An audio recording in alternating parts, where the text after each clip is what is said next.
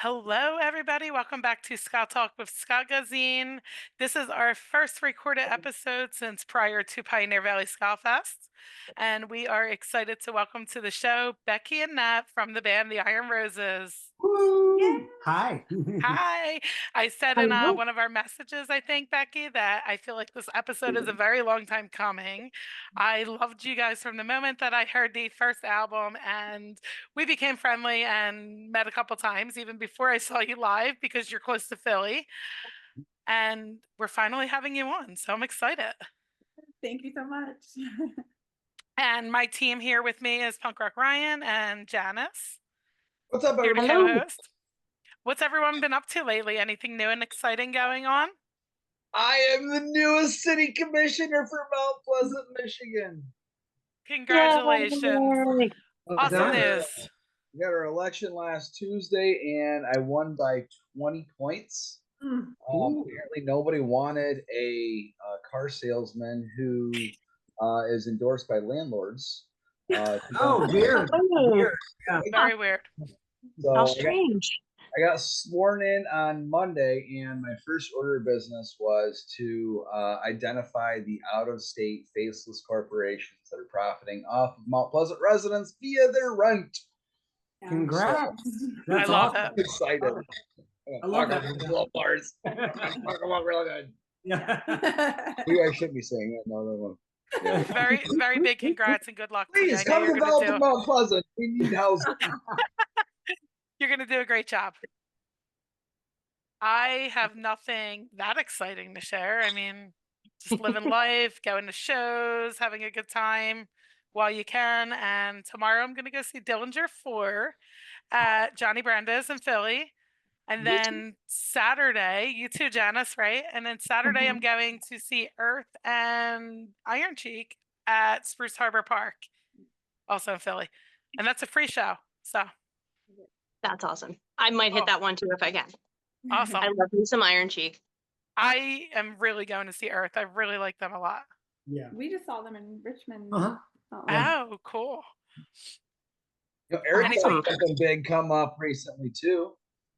He put Oh, on yes. his first Be the Scene Productions show Tuesday, featuring Tobacco Justice, Boob Sweat, and our friends Hans Gruber and the Diehards. Very nice. Good sweat. Ooh, And you were in attendance?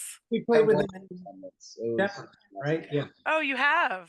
Yeah, we played with Boob Sweat. Yeah. Nice. I have never seen them. Like saying Boob Sweat.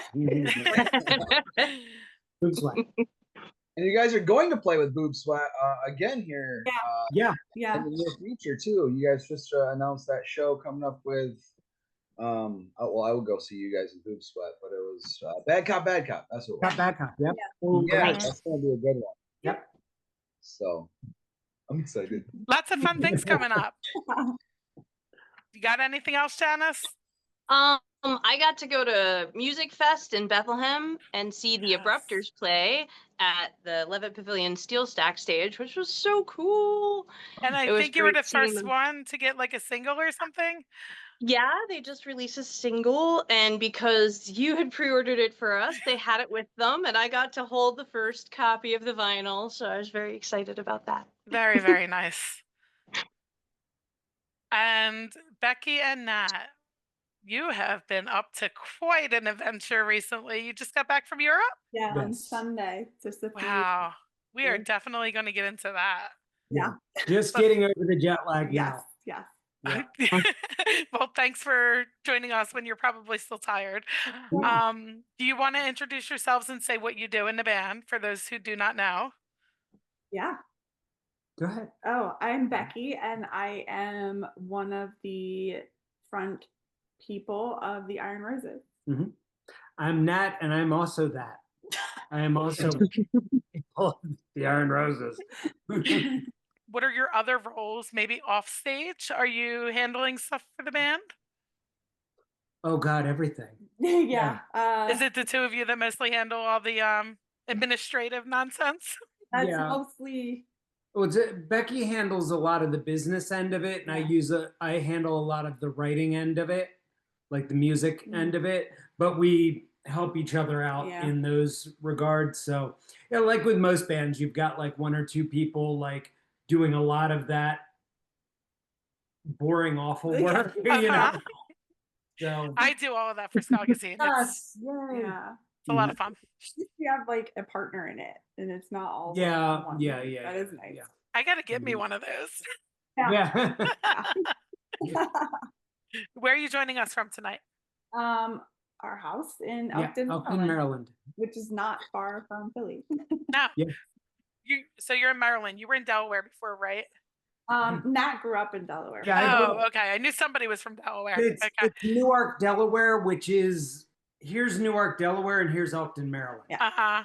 It's divided right at the state line. Yeah. That's where they connect. Yeah, like literally 5 minutes down the street. This area, like Elkton, Maryland, Newark, Delaware, and Landenberg, Pennsylvania, are all basically the same place. Cities, pretty much. Yeah. All right, I'm going to pass off to you, Janice. Okay, so tell us what your life was like before the Iron Roses. Oh, God. It was messy for both of us. And that's good, I guess. Yeah. I mean, you can start. I mean, I'll start, sure. I mean, before the Iron Roses, I have a 30-year run with a band called Boy Sets Fire that I was in. And that's, I mean, a lot of what I did. There wasn't a lot more. Like, it was touring and recording and playing with that band for, like I said, 30 years. And we just recently did a 30-year anniversary, and that was my time to say, that's it. Because I really wanted to put my full self into the Iron Roses and what we were doing.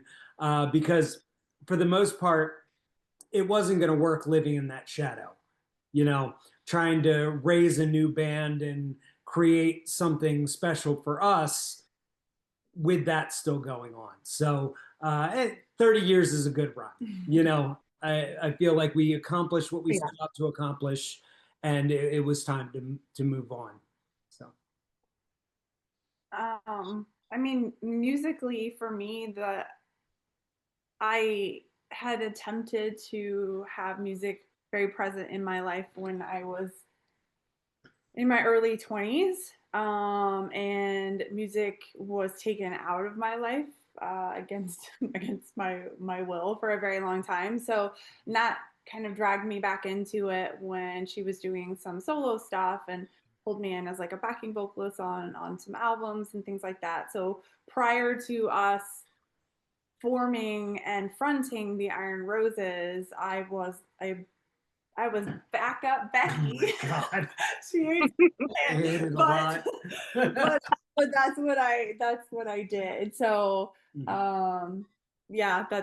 that's where the evolution kind of came out of, and now we're the Chaos Twins at the front of it. Janice, I hate to jump in, but I feel like this fits right there. How did the two of you meet one another? On the internet, just like everybody, as everyone else does. Yeah. 2000s. Yeah. Nat and I have been friends for about 12 years now. So yeah, it just went from there. It's not that interesting of a story, I'll be honest. Like, it wasn't anything. It just, you start talking and you become friends, and then realize that you have a lot in common and you have a lot of common goals, and that was it. Yeah. We started going from there. Yep. And then I found out that she could sing, and I was like, oh fuck, all right, well. And here we are.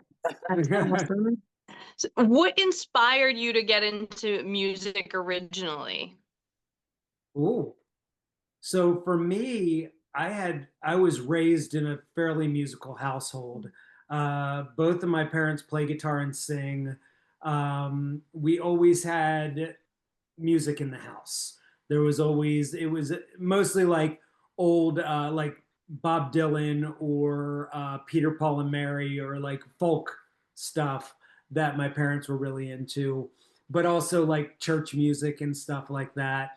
But it was sort of I don't remember when I decided that was what I was going to do with my life, but it was pretty early. And I think pretty disappointing to my parents. Like, you know, it's like, they're like, oh no, oh, they're going to be a musician. Or, you know, But they started it. yeah, exactly. Right. They're all. I think, you know, well, I think my dad was sort of hoping for me to become a pastor, which I don't think that was really down the pipe. You know, I mean, in some ways, I guess, but like You can preach like a motherfucker, I can though. preach. Yes, it's true. But yeah, it just music was always part of my life, and it became very obvious that that was all I wanted to do with my life, and I just couldn't find anything else that made me happy like doing music did. Yeah, I mean, I think obviously Nat got to be like doing it professionally, for lack of a better term, Yeah. way earlier than I did. But music is similarly has always been in my life. Like it has always been the only friend that I've had. You know what I mean? Like the one consistent thing. I always tell the story about I remember the very first solo I sang in third grade. I listened to a lot of really uncool stuff growing up. I listened to like nothing that Nat did, which is really funny that we ended up in a band together. But I mean, I guess Well, musicals. yeah. I mean, but like, yeah, you know, like just random like weird that I was drum circle stuff and whatever. But and I think for me, you know, the environment that I was raised in, music was not an option so much. Like taking that into a professional world or even developing it further than what I was already doing, which was like church choir and school choir and musicals. Like it wasn't something that was championed or encouraged by my mother. She wanted me to go to college and be a psychologist, and like she had things that she wanted for me. And I guess maybe I think it's fair to say that as a female, the option was even less available to like just go out and be in a band. And so it wasn't really something that I was like, oh, this is like something that I can do. Even though I watched like Pat Benatar and Hart do it, like that to me, that wasn't like something that was achievable for a quote unquote regular girl like me. It was just like something that was created. So it wasn't something that I thought that I could do, but you know, music itself was always a part of me. Yeah. So when you were younger, was there an artist or a band that really inspired you, that you saw them, you heard their music and said, you know, that's what I want to do? Was there anybody that stood out for you like that? I see her nodding in the corner. I know she wants to say it. Go ahead. well, I mean, there's a lot. There's a lot because, I mean, probably some of my first influences were very not punk, but makes sense in this grand scheme of thing. Rick Springfield was a big one. Like I remember like having a tennis racket and performing in front of my sliding glass door, like there was an audience there, and like Jesse's Girl and shit like that. Like, but also Prince, Michael Jackson, like anything that was on the radio. Like obviously there were some that I couldn't stand the Thompson Twins. Jesus, they were awful. But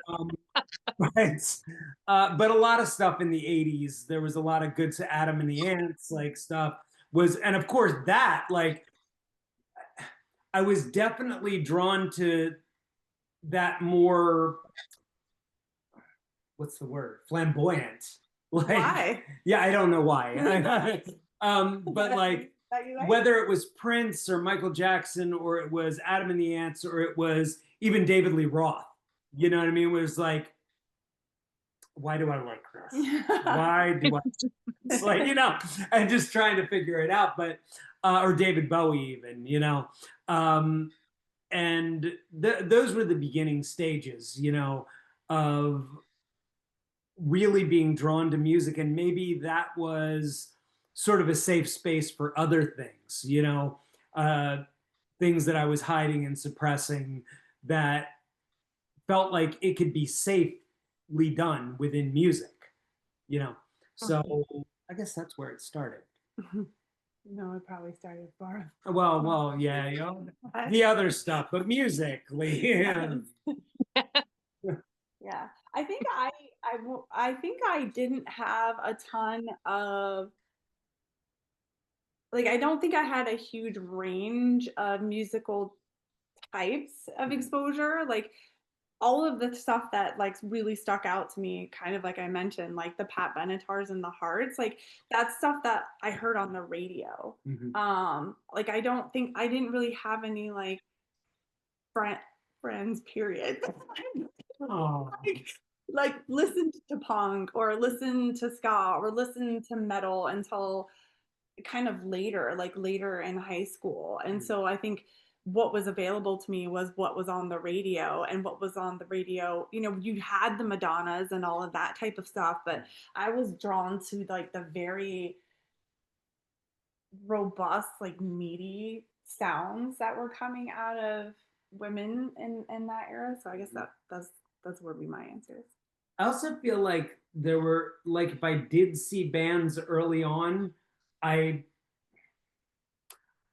I sort of hated them because they were doing what I wanted to do. I sort of get that still. Like, I have to really like your band to not get that feeling. Like, you know, like it's like I want to be there. Like, you know, it's like I'm weird like that. Makes sense. I get it. I do, however, remember like my first punk rock show nearly made me never listen to punk rock again because it scared the living shit out of me. It was the last Black Flag tour, and it was in the 80s, and I snuck out of my house to go to this club to watch them play. It was terrifying. It was like looking back, it was cool as shit. But at that time, I was in 8th grade, and I had snuck out of the house. And Henry Rollins with his Manson hair and tiny little shorts, and all these punks and like bottles were throwing, and like it was so violent and insane. And it was like, I've got to go. I'm gonna die. I was like, yeah. So how would you say those influences changed as you hit like your teenage and young adult years? Who were the artists that started to influence you then that may have led to where you are now? Oh, I mean, easily like Black Flag, which was, you know, once I got over the fear of it, it was great. But Bad Religion, Born Against was a huge one for me. But there were also like reggae bands and ska bands and like the old Trojan skinhead reggae stuff had seeped into my consciousness along with a lot of other stuff. Like it was weird. Like I would be listening to Bob Marley and Peter Tosh at the same time I was listening to Joy Division and Bauhaus. You know, so there was a big mix of things going on.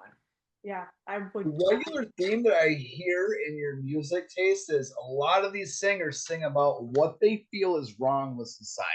Yeah, yeah. There's a very running theme in all. Yeah. Yeah.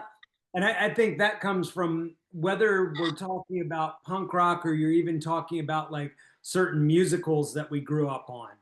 There was a theme, an ethical guidance within the music, and speaking out on certain issues. There were issues, you know, Les Mis, even, you know, like these things had these like overarching like themes. Yeah.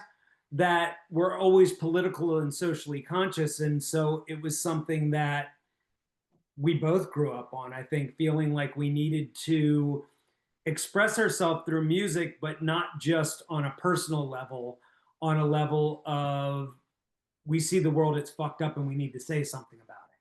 Yeah, I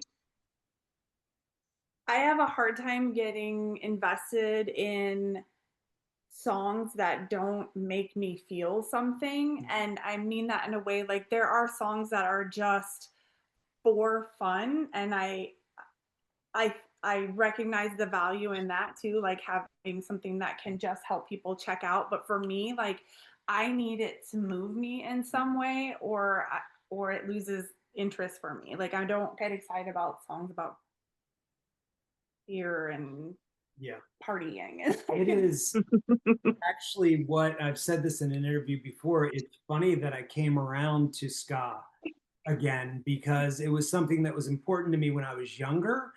English Beat was a huge influence on me and still is. I fucking adore that band. But when I heard this frat boy wave of nonsense in like the late 90s, early 2000s, I was like, this isn't ska. This isn't reggae. What the fuck is this shit? Who are these frat boys and what are they talking about? Because to me, ska and reggae were a form of protest music.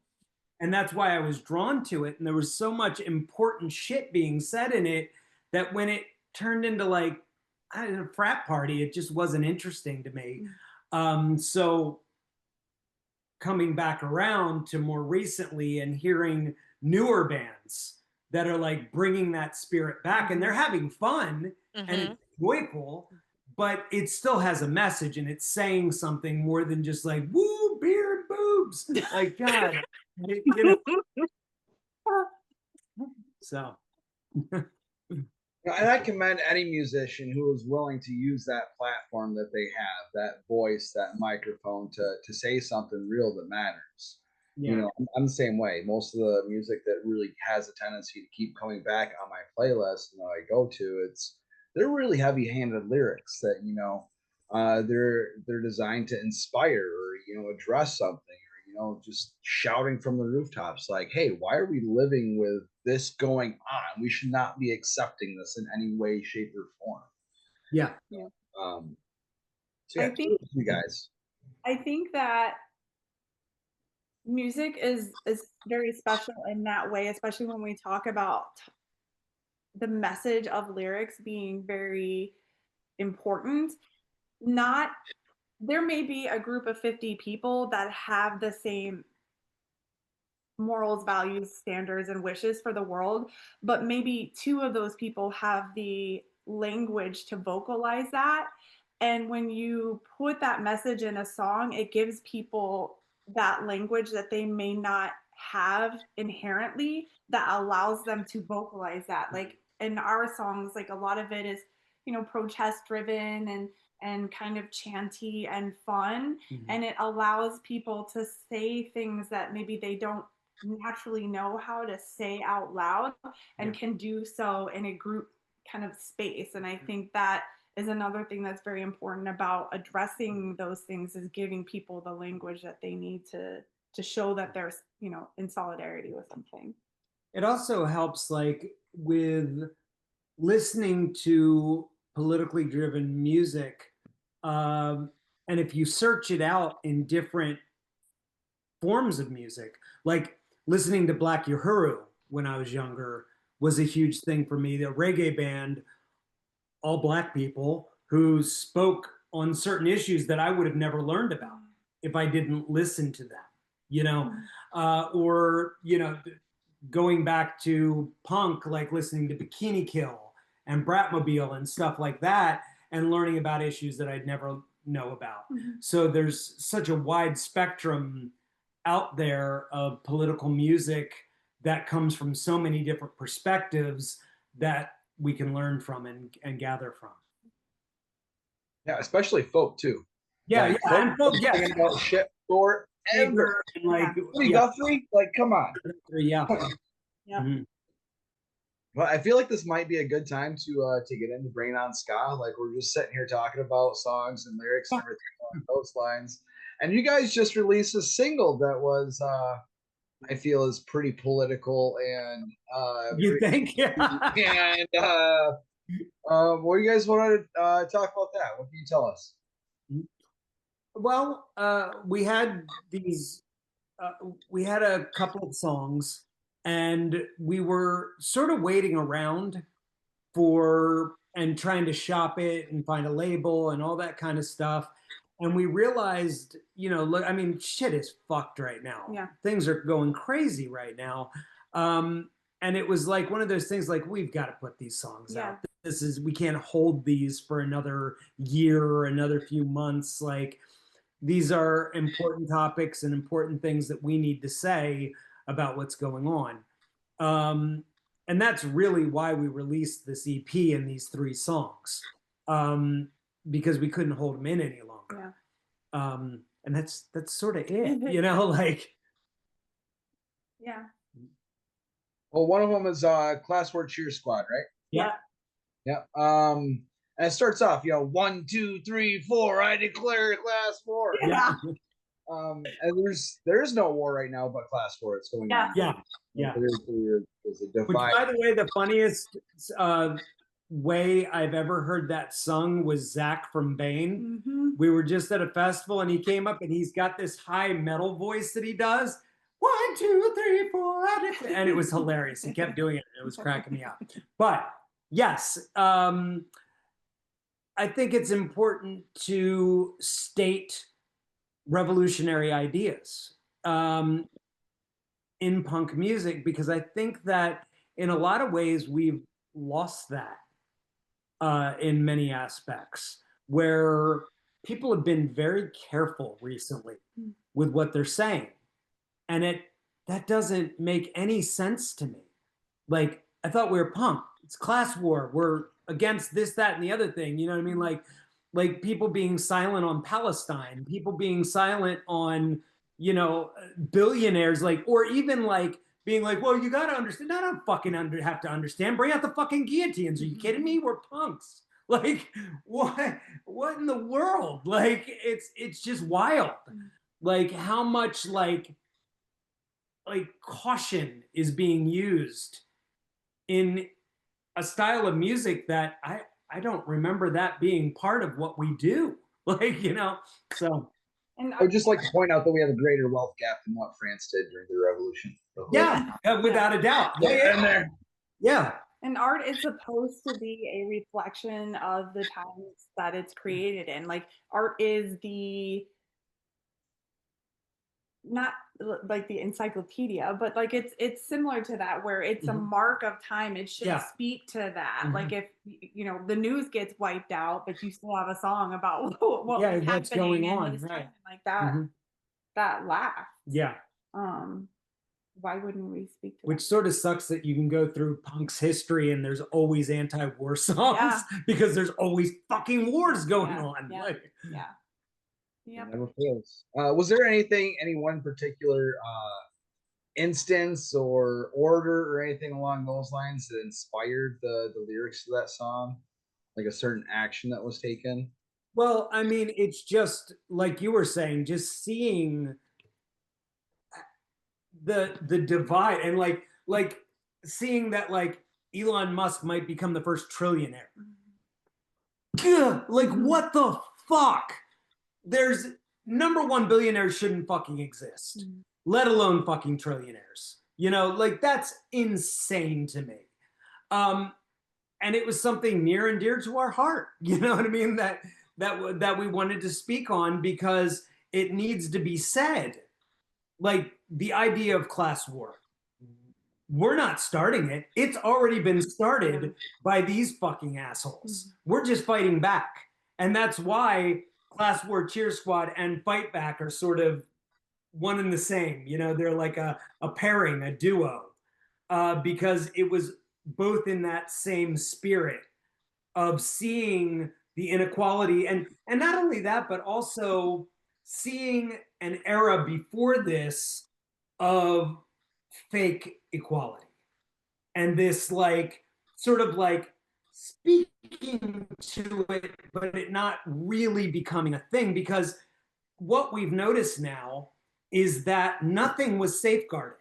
Nothing was protected. Nothing was put into writing. Nothing was put into rule of law, because now it can just be taken away. So there's no such thing as like human rights or anything if they aren't always, you know? So the fact that a vote can make me more unsafe, or can make billionaires richer, or can like make other people poor, or can drop more bombs on Palestinian babies. Like, I fucking like how yeah, I could go on and on. What's that saying? A threat to justice anywhere is a threat to justice everywhere. Yeah. But the fact that like there were no safeguards put in place before we got to this place means that the Democrats and those fucking assholes are just as complicit in all of this, because you didn't safeguard against this shit and create a system that didn't allow this to happen. If we had a system that didn't allow this to happen, it wouldn't be able to happen. So and the deny, defend, oppose line is not only a we fucking see you, like it's that, right? Like it's calling out that very directly. But to me, that having that line in there, because that whole thing with Luigi was one time in the last several years that I felt all my people come together. Like, fuck, it's happening. You know what I mean? There was a very strange. That's awesome. Yeah. So you get it. Yeah. Like a moment that made people pay attention, but also allowed us to see who's in it with us. Because the people that were like cheering on, or were like, fuck yeah, like those are you. It called out your people. So that line in particular is speaking to the people, you know, that class of people who need to be scared, but also a nod to the people who it's like a coded language thing. Like here's our people. Yeah, and the line when the words get thrown back in your face, you know, because they did, you know, and it was interesting once again to see people like, whoa, that's just too far. Fuck off. Like, you know, we're just. I feel like so many people have become so out of touch with what's necessary to change anything anymore, and that sort of sucks. We've gotten so cautious and careful, and like you see it all the time. People trying to placate people who are unworthy of being placated. You know. But yeah, that's it. I mean, that's why we write these songs, and that's why we speak out so harshly on certain things, and we do it with a smile and a dance, you know, because it's funny and it's fun to us. What can you tell me about Soldier of Fortune? I feel like you kind of been talking about it a little bit. Yeah, maybe just a little bit. Wow. I mean, well, I could bring it to one particular incident, because there's almost too many where you see bands talk a good talk and then they're full of shit. The biggest glaring one here is Anti-Flag. Yes. Like, and once again, wild to see people still supporting that motherfucker. I saw somebody wearing an Anti-Flag shirt at a festival we just played, and I looked at Nat and said, I'm going to hit him. Yeah. And it's going to fucking hit him. Like, you sit there's like, are they, how? Do they live in a bucket? You know. Like, there's no way you don't fucking know. Come on. Like, but anymore, like wearing that shirt is almost like wearing a swastika shirt to me. You know what I mean? Like, thank you for telling me not to be in a alone. Yeah. Okay, so you're unsafe. Like, but that's what that song is about and inspired by, is dudes in bands who don't mean what they fucking say and do the exact opposite when no one's fucking looking. Or they decide not to speak out at opportune moments because they don't want to lose opportunities. They want to be they want to be included on a festival. They want to be taken out on a tour by a bigger band, so they shut their mouth thinking that that's going to help them. And again, what part of fucking punk rock is that? Like, that's insane to me. Like, yeah, I mean, we would love to get taken out on tour. We love to play festivals, and we do. And we're never going to shut up in order for that to happen. And I don't think you have to. And I don't know why people are self-policing right now. What's the point? If you don't self-police, no one else can fucking police you. If we're all saying it, it will be the thing that everyone's saying. I don't get it. I don't get it. Hey, that's how it works for the GOP, you know, their messaging. You know, Yeah. eating the lie until everybody's like, well, they've been saying it for the last 4 months. Right. They just get gaslit into it. Yeah. But, you know, I run into shit like that. It's not just in music, you know, it's in a lot of things. I got laid off on President's Day, like that first big protest in Lansing, everything along those lines. So I'm like, all right, hey, I guess this is what I'm doing. Like, it wasn't on my bingo card for 25, but, you know, here we are. And I keep running into this, and I'm like, we need to do something like yesterday, because if you look at the trend of these executive orders and the way that things are playing out, it's leading into something. Like, it's little pieces of the jigsaw puzzle that when it comes together, it's all going to come together at once. You know, with the way that they're threatening birthright citizenship rights and challenging the Constitution. Well, was it really intended to be interpreted that way? Was it? Yes, it was. It fucking was. They got away with getting rid of Roe versus Wade. They're going to get away with anything they fucking want to, because money fucking talks. Yeah. And buying out all the employees that would have possibly made up any kind of fight, forcing people to take loyalty tests, you know, in order to get a job in government. I started a fucking LLC in order to raise money for protests, because when I heard that, like, I had a conversation with my parents, like, this is how the fucking Third Reich started.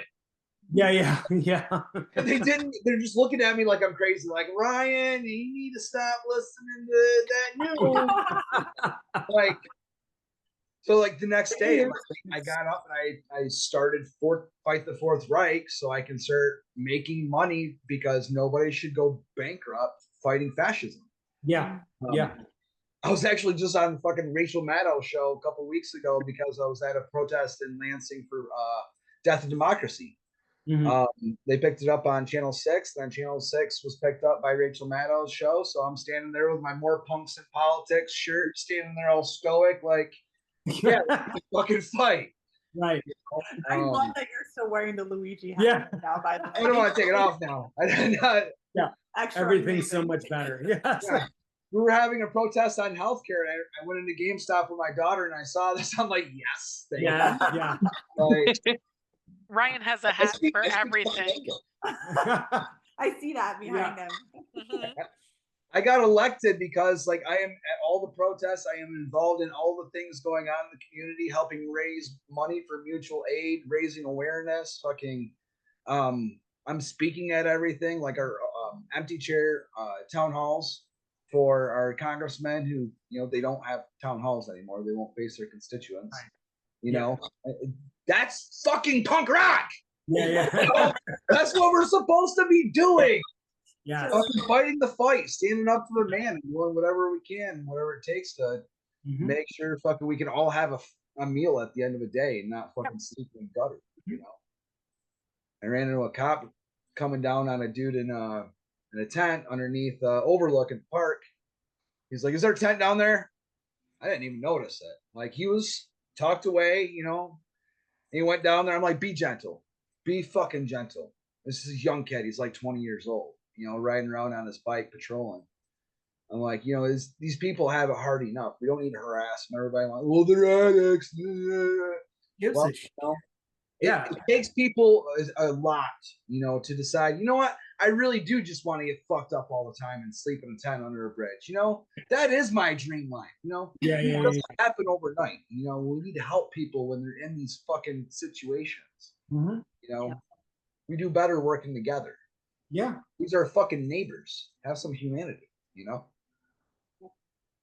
But anyways, I got on my soapbox, sorry. It was a good one. It was a good soapbox to get on. What else was on that LP?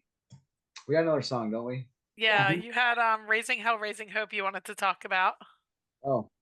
Oh, Did we just do that? We sort of did. We Yeah. sort of did. Yeah, it's a beautiful song. I mean, I feel like it's inspired. Mhm. Yeah. Yeah, I mean, it I was didn't write it down. definitely obviously inspired by the pushback on unions right now that's been going on, and the lies and manipulation that's been put out about unions, like for quite some time now, and it's finally starting to work, unfortunately, where unions are being seen as just as bad as the boss, as just as bad as the CEO.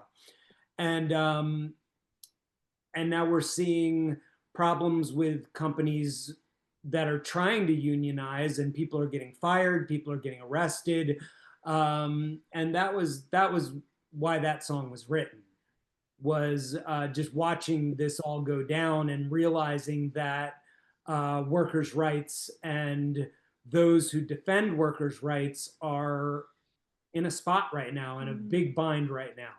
And it's only going to get worse.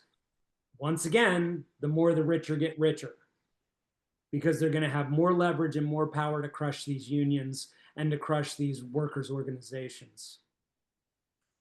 I was at a DSA meeting last night, and we're actually talking about exactly that, and how there is a lot of push on unions to try to edge them out, to shame them, to shut them in their bad light.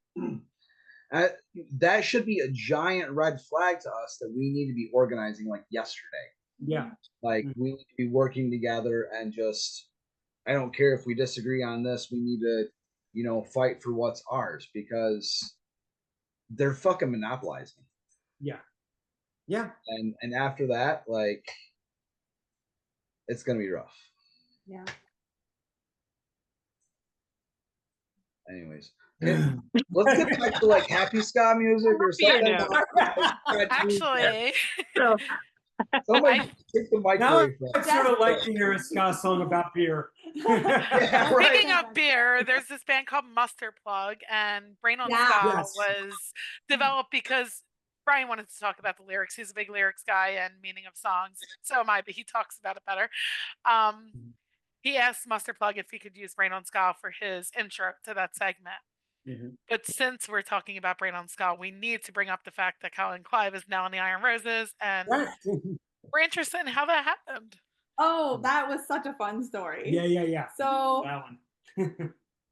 January of last year, Colin had reached out to our band Facebook page and was just like, "Hey, love the album, like would love to maybe do shows together sometime, like kind of just, being Colin, just a sweetheart, just like telling us that he liked what we did." And I was like, "That's awesome. Like, we'll definitely be open to that someday." And it was like a couple months later, like I think he and I maybe just exchanged a few messages on Facebook. We like I grew up in Ohio, and I went to school at UT for a little bit, so that's very close to Detroit, Michigan. So Colin and I connected on, like, there was a goth club that we both knew, that I used to go to all the time in Detroit. But a few months after we first connected, we found ourselves suddenly, very suddenly, in need of a guitar player right before we were kicking off like a pretty big touring year, like a critical year in our growth. And I reached back out to him, like, because it was like we were about to leave for tour in like a month, like a long tour.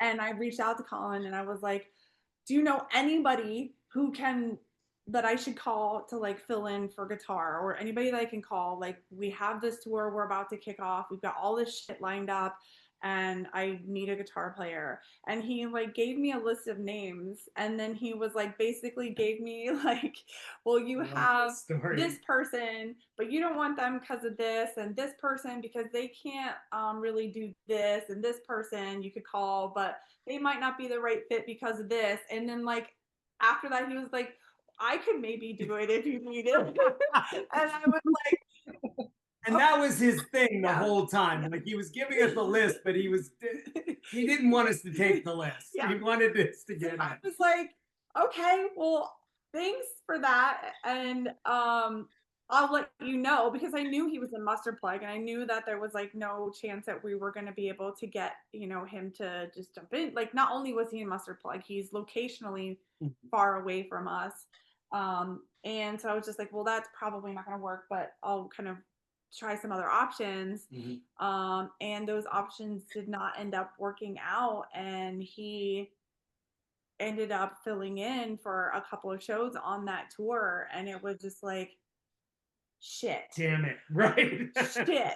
He feels like one of us. Yeah. Fuck. This is too perfect. No. Like, Just, I've never been so disappointed for something to work out so it's bad. tough. Because it was like he lives far away. He's got this other band. It's like, how's it gonna work? Yeah. Like, but he wanted to make it work. Yeah, and he has. Yeah, He's made it work, and it just been fun, because like, even like, he stands on the side of the stage with our bass player Michael, and Michael himself in his stage show just like completely transformed having Colin there. Like they are like a team. Like they have these little dances that they do. They play off each other.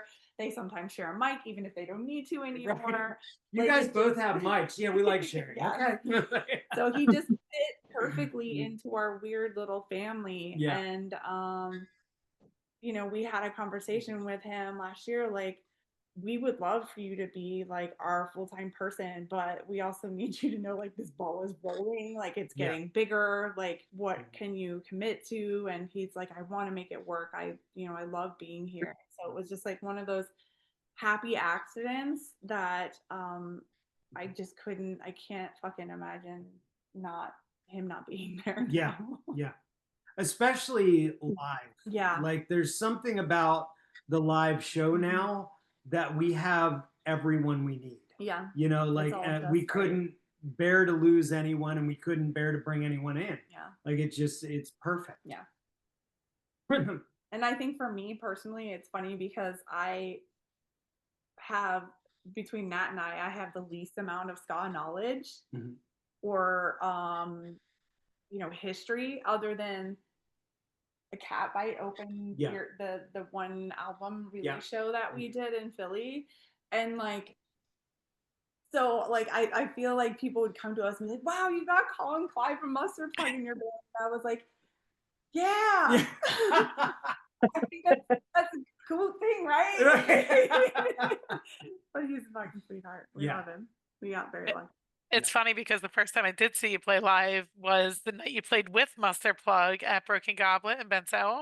So Colin played twice that night. Yes. That was interesting. Yep. A lot of fun. Got the energy for it. Yeah.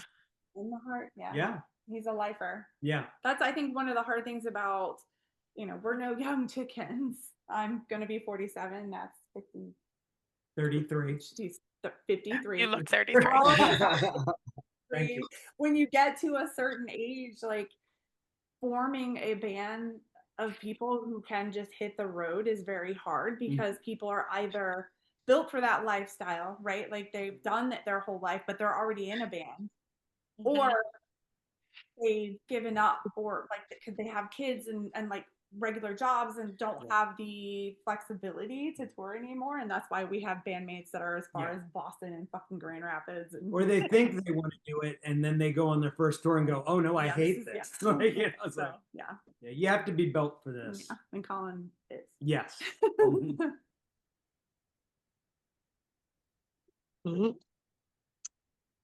So you just came back from a nice tour in Europe. What was it like over there? Our Europe experience is very different than playing here right now, only because Nat mentioned, like, Nat has 3 decades of history in a prominent band that is largely popular in Europe. And so we have a broader fan base there, or now we're very much growing in the US, but so yeah, aside from the fact that you get catering and shower towels and showers and all of that, very different experience. Like here, they're like, "You want water? What? What the fuck?" Here's Like, your all cup. right. Go get it out of the football canister that's Yeah, been yeah. not washed for 9 weeks. Right. Everybody's dipping their hand in it. It's a different experience. Yeah, it's a very different experience over there with, catering and just they invest in the arts differently there. Yes. Than That's they a good do way here. to put it. Like the townships and villages and cities and what have you, like the government, I guess, invests into arts, which allows them to treat artists the way that they should be with a hot deal and compensation and whatnot. So the logistics of touring there is very different. Plus, like, I feel like people travel, for us anyway, we have like our rosebuds there are kind of like deadheads. Like they'll say 6-7 shows in a row, and those traveling is easier for them too. So It's kind of like following a band on the East Coast because everything's so close, right? Right. Yeah. Exactly. Yeah. That's so cool though. Was there a place that you played over there that really stood out as like a really cool or unique venue? it has to have been Punk Rock Holiday. Yeah. Because we played Punk Rock Holiday Festival in Tolmin, Slovenia, which is, we kept saying it's just like Fest. It's like, it gives Fest vibes, but there's only like 2 stages. So it's not spread out into multiple venues and there's not like crossover, but the people, like we kept looking around being like, oh, Janet would love this, or Tina would love this. Like this is just giving big Fest vibes, but the festival is at the bottom of like a mountain range and there's this very bright blue river that runs next to it, so people can literally be on gigantic floats and watch bands during the day. It's wild. It is it's really the most beautiful thing I've ever seen. Like I have seen friends post pictures of being on the floats, but I never knew that was while they were listening to music. I thought that was like separate. It's right we're on the stage and it's right there. Oh, that's really cool. Yeah, so the main, like there's like 2 stages, like the beach stage, which is where people can float, and so they'll do bands during the day there, and then they'll kind of switch over to the kind of inside courtyard stage, which is their main stage, quote unquote. So people will generally like float and hang out in the river all day, and then get dressed and then just go to the other stage to see bands for the rest of the night. It's a really cool setup, really unique location. There's people parasailing, like you look up and it's like people confetti in the sky. Like, parasailing over. It's very unique. Do they do it in a Luigi hat? No, they did not. I'm feeling very, very jealous of Europe right now. What are we doing wrong here? Lots of things. There's so much. Well, first of all, we're doing everything we can to have out of country artists come here. I mean, right? Yeah, that's why Propaganda is playing fast. Yeah. Not touring here right now.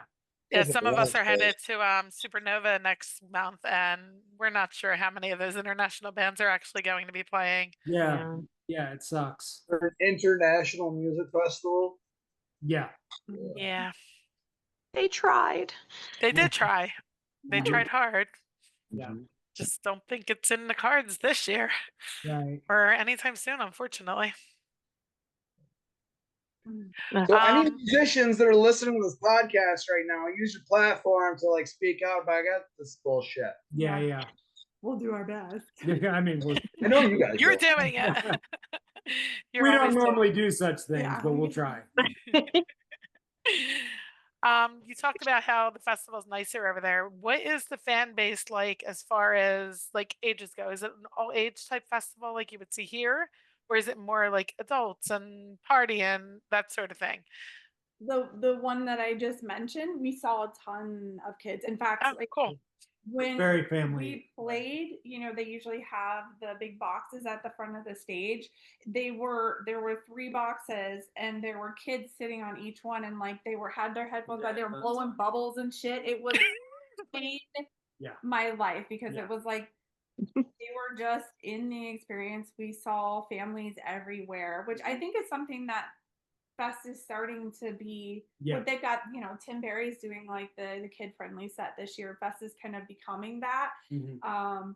But yeah, this one there was a ton of kids. There was there was a little girl that I got to meet, which just made my heart burst. But it was definitely a family friendly thing, which I personally would love to see us transition more shows and spaces into that. I think one of the things that we need to focus on first is decentering alcohol from our shows so that they are safe and welcome places for families, which is a whole other conversation. But yeah, that festival in particular was very family friendly. Yeah, as a mom to a 9-year-old boy who loves punk rock and loves ska, he's a little drummer, soon to be a trombonist, and just loves going to shows.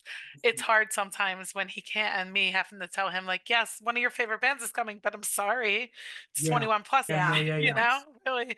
So I wanted to see what that meant to a band like you.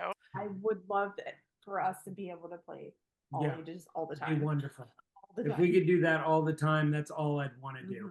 Like, for so many reasons, because like our message is for everyone, but also there is somebody on stage that can be reflected as an example for somebody, each of the 6 of us. Right. Like, half of our band is queer. One of them is trans. I am a cis woman. We've got brown people. Like we've got somebody that can be an example for kids of like what's possible and what survival looks like. And I think that it's just really important for what we do to and I think she nailed it with the decentering of alcohol. Not only for the obvious reasons, but also for the corporate reasons. And these big businesses that make money off of our addictions, make money off of us being unhealthy, make money off of us being shitty. And having spaces that aren't welcoming to everyone because of their product. So I as somebody that doesn't drink anymore, perhaps it's easier to say, but I really I have a strong hatred of these companies and the money that they make off of other people's misery and making areas that should be welcoming to everyone just not worth going to. 3.5 years sober myself, so I'm right there. I'm not quite there. You don't have to. Yeah. But I am tonight. Yeah. And that's all that matters. Is there a message that you have to the younger punks that are out there just loving this and want to grow up to do something like you're doing? What would you tell them? Or what would you have liked someone to tell you when you were their age, knowing what you know now? Well, there's a lot of advice. And a lot of it has to do with knowing when to push, knowing how much work you're about to get yourself into, and also knowing when to give up. I mean, that's honest. I think that a lot of people don't know when to fucking stop. And that's unfortunate. You know what I mean? It's also unfortunate when people stop too soon, and they don't realize the amount of work that you actually have to put into it. But I like to, when we're asked this question, sort of change the subject a little bit to, if I'm talking to a young band, many of us will picture a group of dudes, group of guys, sort of what we run into a lot, and one of the things that I have found myself being very intense about wanting these bands to know is that nobody owes you shit.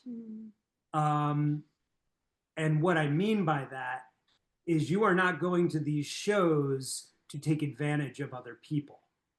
You don't go to these shows for the girls. You don't go to these shows to party. That's so fucking disrespectful. If you want to play music and you really want to do something with your music, do it for the music. Do it for that. And not only that, but young dudes, keep yourselves in fucking check. For fuck's sake. Like, and if you notice anyone in your band getting out of control, doing something fucking stupid, step the fuck in. Hold each other accountable. And that's one of the most important things you can do as a band is hold each other accountable. Watch each other. And I don't mean that as watch each other's back and let people get away with shit. Completely the opposite. Make sure that everyone is respecting the spaces they're in, respecting the fans, respecting the people. Don't let your buddy walk off with some drunk girl. Don't let people in your audience who are obviously too drunk be taken advantage of. Watch out for each other. Watch out for your fans. Watch out for the people around you and hold each other accountable. And it's so important, as we've seen. We talked about Anti-Flag, but they aren't the only fucking ones. And it's a constant issue to where we are, unfortunately, a lot of times centering it around, well, you can't do anything anymore. You can't just go fucking have fun. You can go have fun. You can't be a fucking creep. You can't be a piece of shit. And that has to change. We have to start realizing our responsibility as bands. And that even goes for people like Becky and I, like not hanging out and giving someone the sense that we're best friends. Yeah. It's even in that regard. I feel like bands do that a lot where they want someone to like them as a band, so they sort of play the best friend game, but then they end up calling those people punishers and calling them shitty people when they get too attached. Well, you did it. Like, you made them feel like they could get that attached. So it's something that we have to be careful of, because there's a lot of people out there that come to music because they are broken, because they have parts of them that need music, you know, because they're hurt and they need therapy. And if we are putting ourselves in the position of a therapist, which we are not trained to be, or we are putting ourselves in the position of being their best buddy, we're doing them a disservice. And so I think it's very important that we set boundaries and that we are cautious with who we help and who we speak to. That is couldn't agree more. powerful. So Yeah. powerful. Everything you say. I've Those are the things we actually, need to normalize. Like, What's seriously, that? I'm so sorry. those are the things we need to normalize. Yes, Yeah. I agree. We've normalized the complete opposite for Yes. generations. Yeah. You know, so grandpa normalized it for dad normalized it for son, and it's just like, you know, it's in the family. Boys will be boys. It's like, no, boys can be fucking respectful. Yeah. Boys can keep it in their pants. You know, we can be considerate to everybody around us, and not. Yeah. You can talk to a woman because she has the same interests and she's at the same show, but you don't gotta just stare down the entire time and be like. Yeah, and that's not to say there's nothing wrong with hooking up. There's nothing wrong with one night stands as long as it's consensual and everybody's having a good time. Yeah. But this isn't your vessel for that. Yeah. This isn't your like a shopping market. Yeah. You know what I mean? To go, and it's different when there's a power structure that's different. You know, it's different two people meeting at a bar and hooking up than somebody coming to see a band and that band member having a certain amount of power and prestige to manipulate and take advantage of the situation. 100%. I have from my own lived unique perspective of being an artist, obviously these are things that I also want and champion. That's why we create together. That's why we, you know, we are in each other's life. That's why we front this band, because we share those ideals. Yeah. However, from my unique, like I said, perspective as a woman closing in on 50 who's really just starting her musical career really now after a few running starts, and wife and motherhood taking me out of the game, and abuse taking me out of the game, and very bad mental health taking me out of the game for a very long time. The one thing that I really want, especially femmes, like little girls, to know is that your dreams will wait for you. It doesn't have to come, like, if you're not on a stage by 20, so fucking what? You know what I mean? And you don't have to be on a timeline for that. You don't have to be in a particular body for that. You don't have to be anything. Like you can come to it, you can come back to it at any time. So I think that's something that I would really want like a little girl to know. Like if it's your dream now, if that's your purpose now, that doesn't change. So when the time is right, it's there waiting for you. You don't outgrow that. That's great too, because so many people will be like, I've passed that point. I can't do this anymore. It's so much better to be actually on a stage at this place of like age and place, because, and a lot of this is just like my healing journey, but some of it is my age. My give a fuck is gone. Exactly. The 40s have been my best time because I don't give a fuck about anything anymore. Like I thought I did it when I was young. No, I really don't now. My even my relationship with my body has changed. Like I still struggle with it, but now I can't, when I'm on stage, I don't get to fucking control how I'm photographed or filmed. And like being able to just be okay with that. It's such a small thing, but being able to be okay with that and be like, I don't give a shit. I'm badass. Like, and you are. Thank you. There's something about like being in this place, and also we have a lot of lived life experiences in this place of life, where we are able to approach the business end, because we have to be honest, like running a band is also a business. It's not just fun. The business end of it, like we're a little bit more well equipped to work with. So yeah. Well, thanks for that.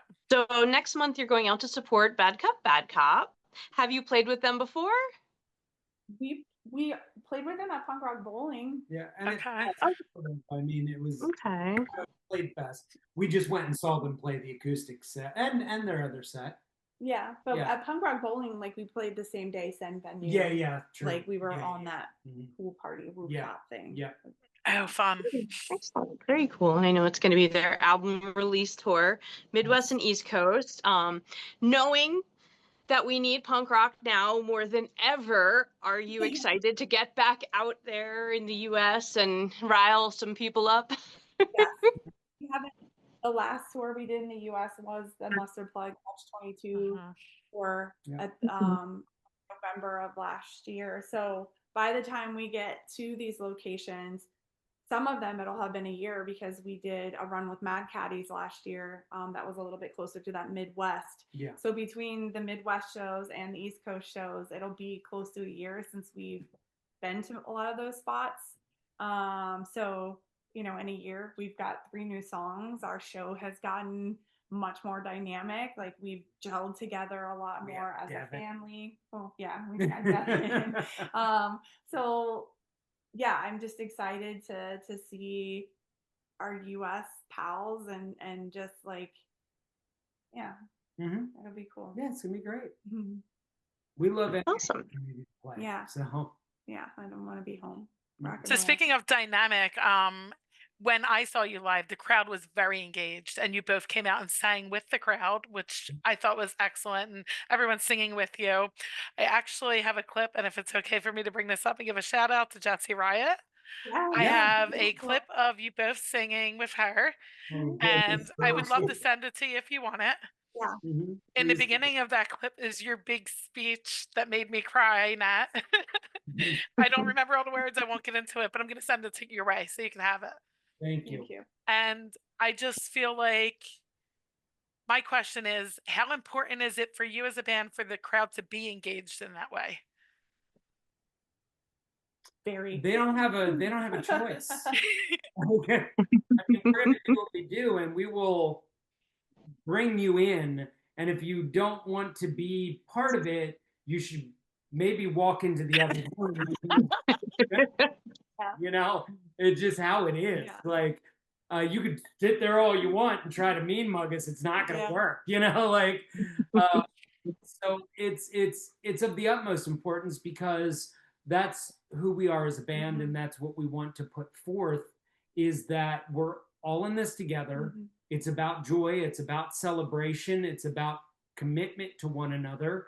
It's about coming together and not allowing the outside world to steal the joy that we have. Because that is super fucking important right now, that we don't allow all of this to steal our celebration and our joy, because at the end of the day, they're the fucking miserable ones. Letting them make us miserable. You know, like, we should be laughing in the bully's face. We should be saying, no, this is how it needs to be. And if you want to fight, let's fucking fight.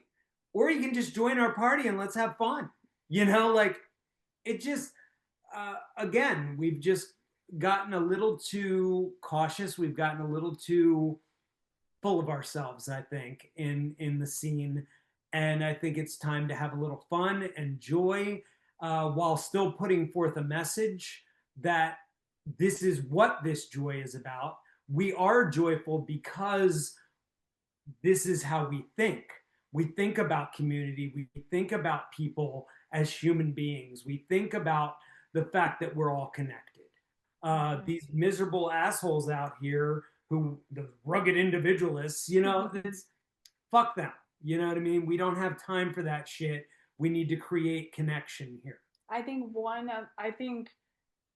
it is part of our duty and responsibility and service to our community to create a space where that kind of putting that down can happen. Like, it's very intentional and important to us to create a space where people don't have to feel self-conscious. Like, I want people to sing along even if you don't know all the words. Especially if you don't know all the words. I don't care. Like, I want you to get outside of your body and know that you can dance and be silly in that moment and forget, like I do on stage. I forget when I'm on stage to be self-conscious, which is a crazy thing to say because everybody, you know, is looking at me. But I want that for you too. I want you to let go of like the awareness of your body or just like being in that shell. And so that's part of like the message is being delivered in a way that creates a space for you to let go, because that's something that we can offer back as in our community, like a reprieve from all of that. I guess is what we want you to dance and sing and be who you are. Yes. Even if you're like trying to sing along and you don't really know the words, we're not going to call you out about it. You know what I mean? That's your expression. That's how you're getting into what you do, and that's beautiful. We love it. When we get people on the ground, like get people kneeling on the ground now, if I notice that there are areas of people who physically can but just don't want to, and I feel like do that, by the way, to make everybody get down. I will say on the microphone, there's no fucking cool kids at my show. Nobody is too cool to get on the ground right now. So we're all fucking dorks. Let's be dorks together. Yeah. I love that. Actually, it makes me really happy to hear you say that about singing along and not having the right words, because even if I know the words, like, I feel like when you're in the crowd and the artist puts a microphone near you and all the other people are singing along, I am the deer in the headlights that every single lyric goes out of my brain that second, and I'm like, but I'm there, like, I love the moment, but I always feel like I get the words wrong when it counts, and it always made me feel very self-conscious, so. It's we forget the words. all the time. All the time. And we'll laugh at each other. Yeah. Like, you fucked up.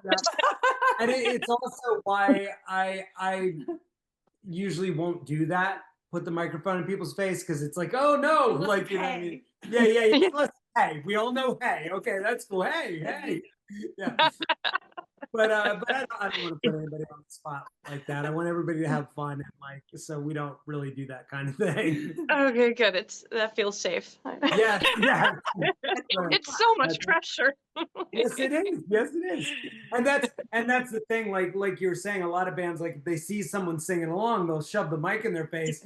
Like, number one, everybody behind you didn't pay for you to sing. You know what I mean? Like, not to be rude, but like that, they don't want to hear it. And Nobody wants to hear that. And you don't necessarily want that mic in your face anyway. You're just in the moment singing and having fun. To do that ruins your fun. Yeah. You know what I mean? Like, why? It's very different than like a hardcore show. Yeah, where, like, dudes are crawling over each other to get to the mic. Yeah. Right. And you can just scream. Put a mic in your face and nobody cares. Yeah, exactly. All right. I do have a listener question. Somebody asked, where in the world do you want to play next? Everywhere. The Carmen San Diego. Where in the San Diego. I want to play everywhere. Yeah. I'm not even I would like to I've never with any of my bands been to Japan. That would be cool. Oh. I feel like I've been everywhere, but I haven't been to Japan. I haven't been to South America. So those areas would be really cool. I could do that. Awesome. You could do that? Yeah. I hear they both have a pretty good ska scene too. What's that? I hear they both have a pretty good ska scene too. Yeah. Cool. Yeah. Oh, yeah. We're ska scented. Yeah. So we have Right. ska So scented. I also play a little game called Categories, which is a couple real quick questions. So I have a little Categories. Categories. Well, it's categories. I just categories. It is called I need to emphasize the categories. I'm sorry. She had I'm a bad mic at in my her job.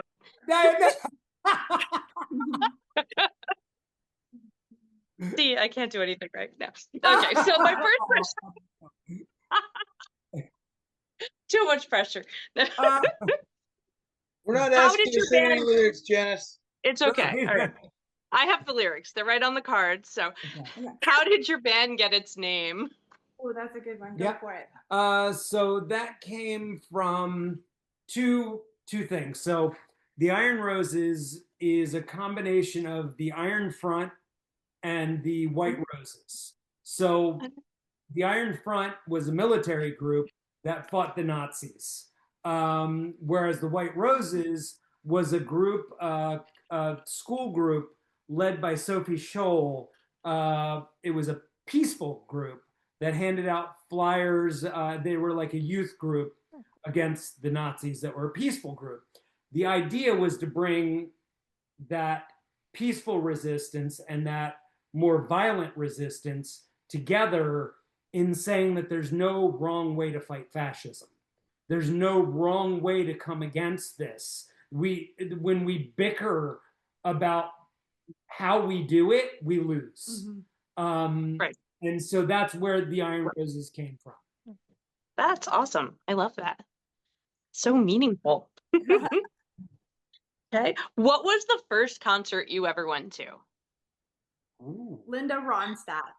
That's awesome. That really was. I am told that my first concert was in utero. It was Bob Dylan. Wow. Okay. But my first one that I know that I went to is hilarious. It was a Christian rock band called Servant. I can still sort of remember some of the songs. They were very new wavy. I'm not going to. They had very wavy keyboards and they had a cool light show. And called Servant. Awesome. How old were you when you went? I had to have been, was it in Florida or was it in? I had to have been somewhere around between 8 and 10. Oh, maybe, yeah. It was a church thing, obviously. So Did your parents take you to see Linda Ronstadt? No, I got dropped off there with my best friend that I was in love with, Emily. Oh. I feel like there's a story there. Yeah, right.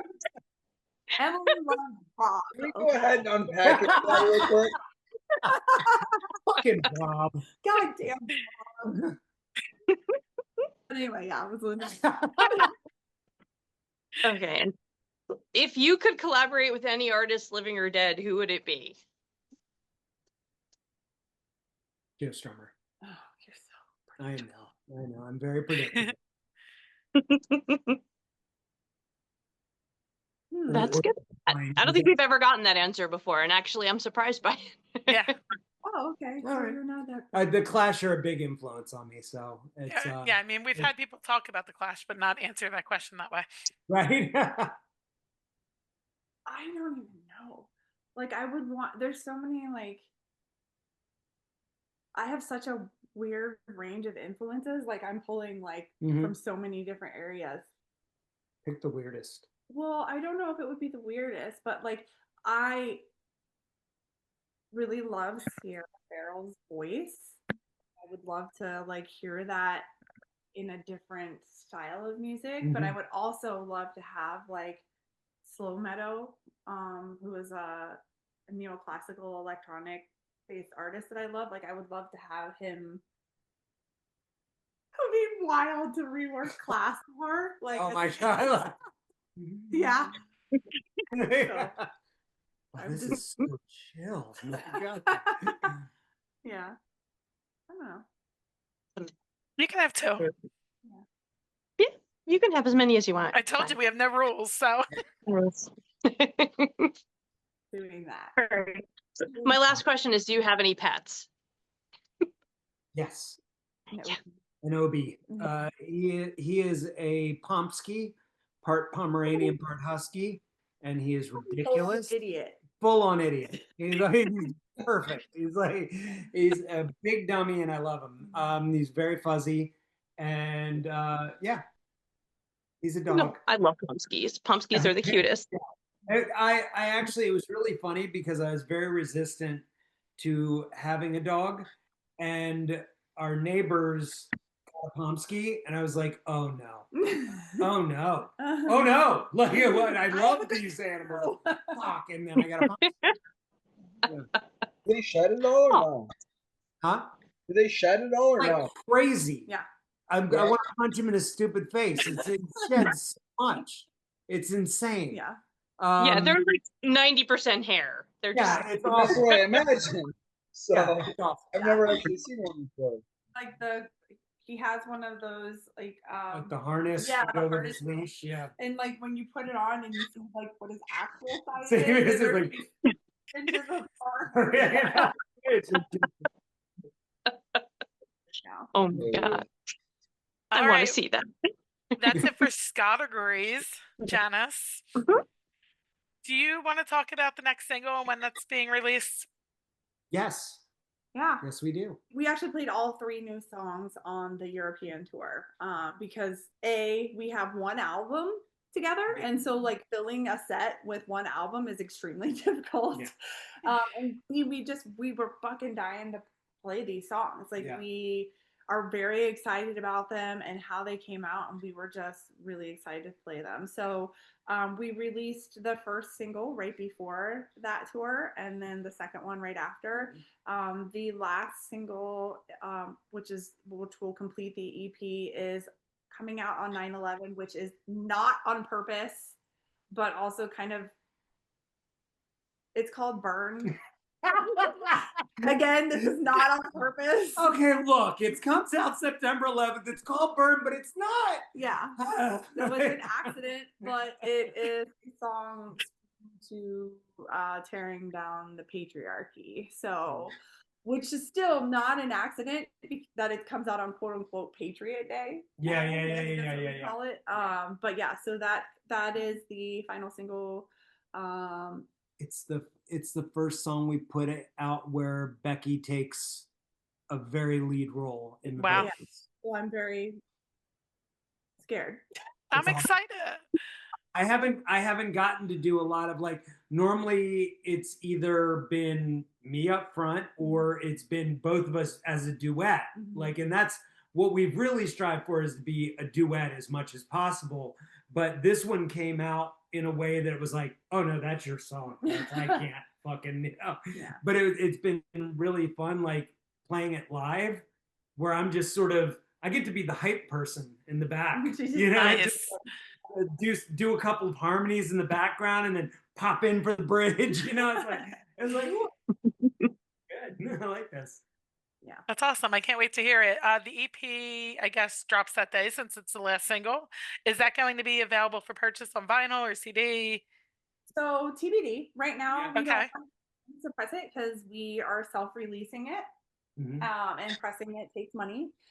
So we decided to just grip it and rip it. Yeah. Okay. If you want to cleanse your soul and put some money into it, you can buy it on Bandcamp. Yeah. If you're not a Bandcamp person, you can stream it wherever you are already streaming things and throw us a couple bucks on Venmo or PayPal, like however you need to go about that. But it's, you know, you can stream it on all platforms. You know, next year we'll kind of reevaluate. We still have a ton of songs that we've written that we are going to, you know, do some things with. So we'll see what happens. I would love to be able to put the 3 songs on like a 7-inch or something, but Mhm. it has to do with like money and being able to do that kind of thing. Of course. You jumped the gun and just threw it out there and then like, oh fuck, People like it. Shit. people like it. Shit. We've made them. Oh no. Yeah. So Is there anything else coming up that you would like to include in the episode that we may not have touched on? No, I think we've got plans in the works for 2026, both in the US and in Europe. So I think next year will hopefully be our biggest yet. We are very, very excited about how things are going for us right now, especially considering that the EP we're releasing has been DIY. So it feels fucking amazing to see the growth that we've made even just in the last 4 to 6 weeks as a band. That's been very validating.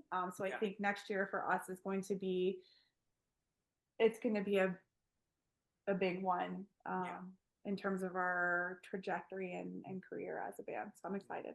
Awesome. But right now, we're just pushing those songs, and the Bad Cop tour coming up is like really what we're trying to get out to people. So tell the listeners where they can find you. Obviously, anywhere you stream music. Where are you most active for them to stay up to date on your news and announcements? Yeah. Instagram, we're at that age where it's like, okay, Instagram's our jam. You know? We've tried Sky, we've tried the Threads. We're just old and tired. Yeah. Instagram. We're not so old that we hang out on Facebook that often, but we're right on that Instagram cut. Yeah. You know, like, so that's usually where you can find information. Yep. And we have like if you on Spotify or like Bands in Town, what's that thing called? Bands in Town? Oh my God. On Instagram, there's a bio where you can find access to all of the things. Yes. So on the Nintendo. This was fun. I'm so happy you guys came on and talked to us. We didn't talk much about ska. We didn't, and I didn't expect to, honestly. I was like, we'll get the Colin question in there. Colin was the ska question. Yeah, but we don't want to be trapped. Well, yeah, sure. Just because of our name. I mean, yeah. Yeah, same. We, like she said, we're ska-scented. Yeah, exactly. I love ska music fans because they are like us in the way where it doesn't feel like a cool kids club when I walk into a room that's a ska show. That's why I love ska shows. Like I've missed out on a lot of shows because I felt like I wasn't cool enough to go there. Me too. There, but I never get that feeling from ska shows or ska kids, and so I think that's my favorite part about being ska-scented is we have those people in a space with us, which is where we belong and where they also belong. So. And how inviting the community is. Yes. Like, usually with like punk and metal, it's like, you're not metal enough, you're not punk enough. And with ska, it's like, oh, did you do this once? You're ska now. Come on. Yeah, there's not a lot of gatekeeping happening. Yeah, in no, ska. it's like in that one song you went once. And And that's why you're here on Ska Magazine. yeah, exactly. Wonderful. I love it. Well, thank you for. Thank you so much. Yeah. Anytime. Keep doing what you're doing. We love it. And we certainly will.